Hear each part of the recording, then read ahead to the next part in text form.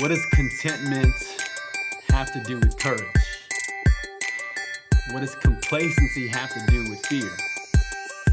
Keeping up with the Kardashians, keeping up with the Smiths, keeping up with the Joneses. There's a comic strip written over 100 years ago, grasping at this concept of a tendency we have to look at the people around us and want to adjust our expenses and inflate our expenses to keep up with how people are spending around us, how people are living in their materialism and their lifestyle.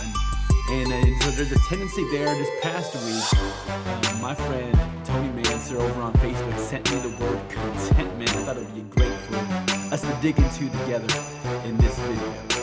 If you looked up the word content, you would find some kind of definition of the word contentment about being satisfied with your present circumstances and situations, which I think that's a great concept for us to even start with. But often when it comes to virtues and vices, it's important we delineate and we specify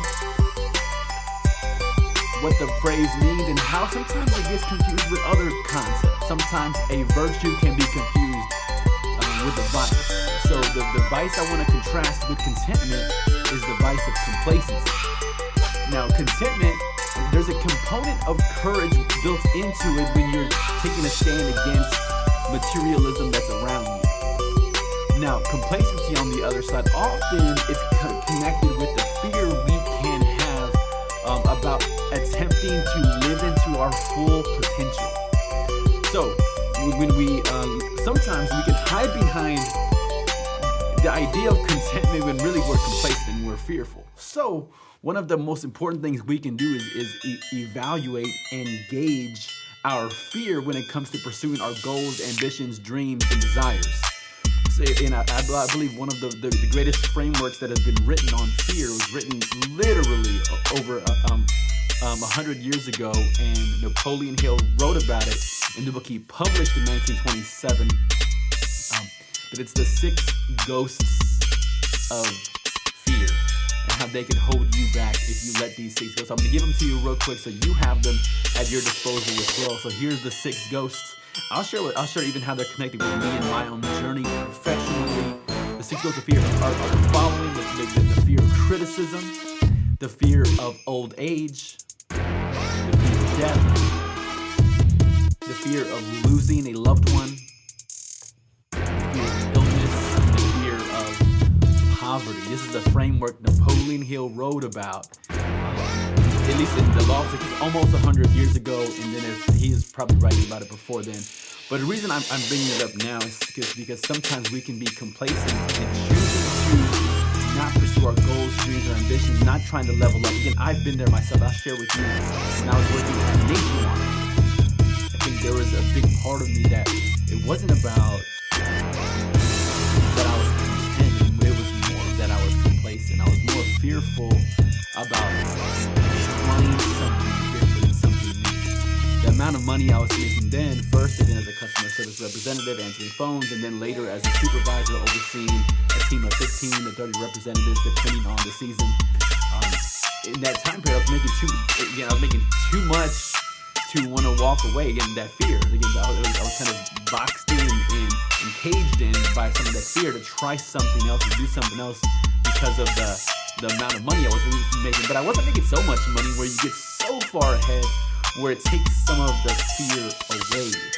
So having some of that fear or that discomfort with the idea of changing my circumstances was a real thing in my life. So I would say in that circumstance and situation, it was certainly more complacent than content. Now, in other settings, there's another expression you may have heard where people use like something could always be better. So sometimes people talk about here, because I talk with people with faith background often, they're sharing with me about maybe their Bible study or their prayer. They'll use that expression, my prayer life can always be better. And I'm like, well, I mean, Always, I mean, you can never just have a fully developed prayer life, or you can't have a fully developed, mature time digging into the Word, or get some of you who read books for your personal development and growth. Let's say you regularly read a chapter or two chapters in a personal development book. It's not like, sometimes people act like nothing is ever good enough, and then maybe that person, contentment would be an appropriate pursuit. It's not about, again, I think contentment is about the courage to be satisfied in the current situation. Sometimes it's good to be satisfied with your prayer life. I'm not looking for somebody else's prayer. I'm completely satisfied in the prayer life that I have with God. It's similar with marriage. Oftentimes, sometimes when we don't have the contentment built into our relationships and connections with our significant other, when we're not content, sometimes that criticism creeps in.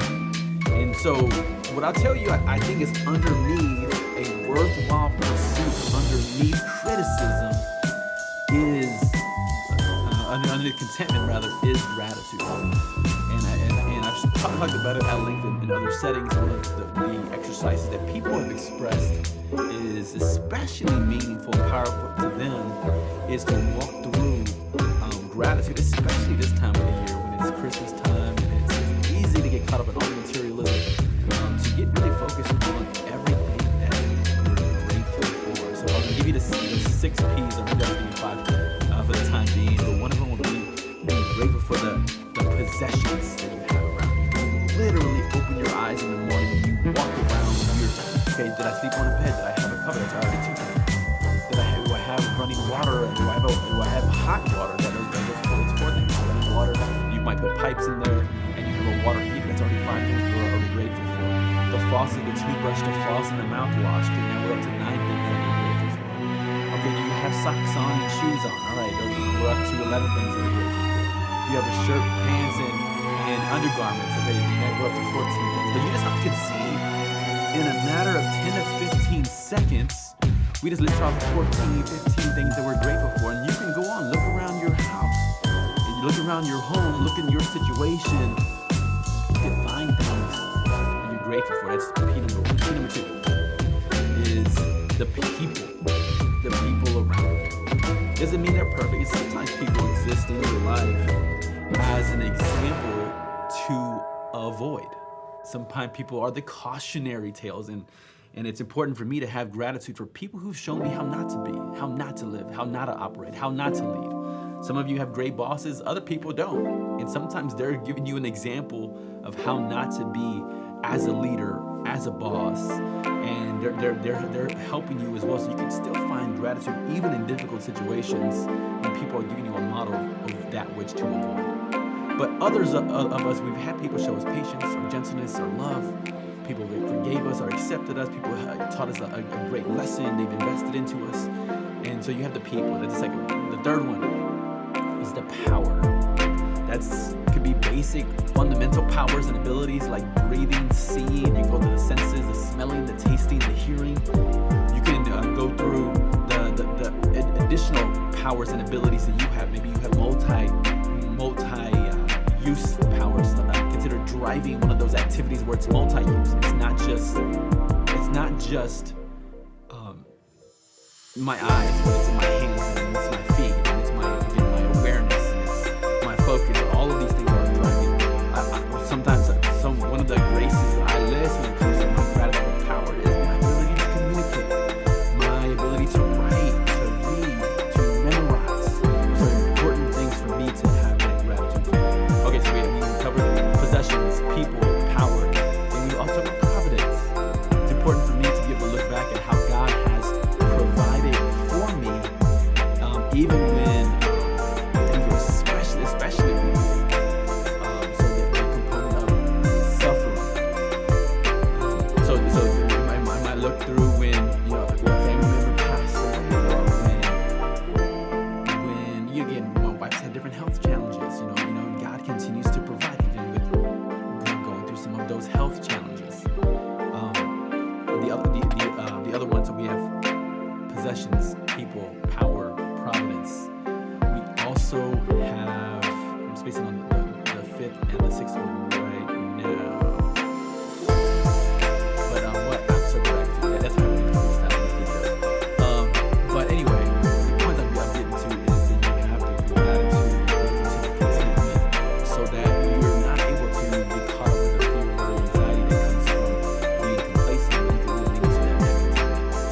And so, different times in my life, I made decisions to not purchase, and that's something that I continue to wrestle with, even making purchases.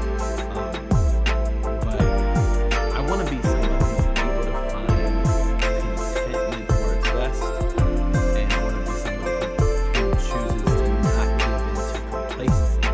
That's not best for me. Anyway, as you're thinking about wrapping up your year, I want to encourage you to really explore that. Explore how you can build contentment in a way that will bless your life, and you really you chop down the tree of complacency in a way that might lead you to regret.